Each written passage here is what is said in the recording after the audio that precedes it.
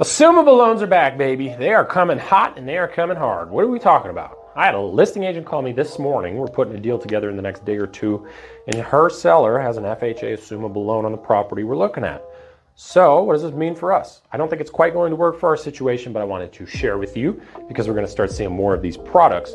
So let's break it down.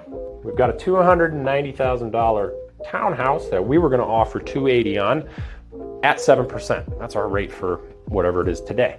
Pretty close to that.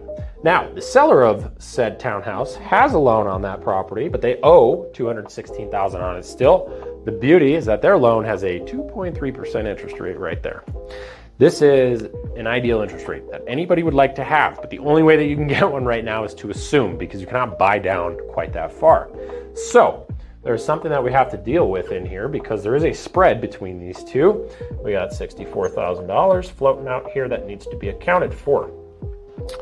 Now, we're not getting a loan at $280,000 because we're trying to assume this loan, and this loan has a balance of $216,000 that we'd like to pay off.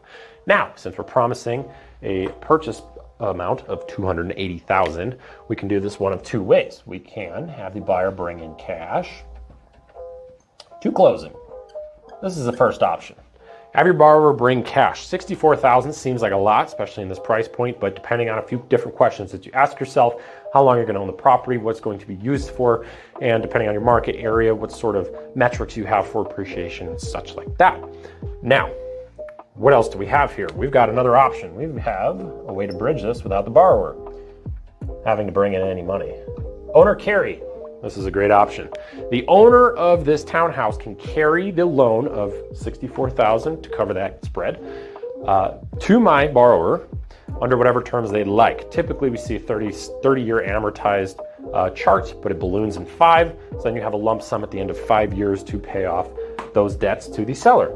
Now, the seller has to be in a position to carry the loan for you. If they are using these proceeds from the sale to go on to their next purchase, they will not be able to do so.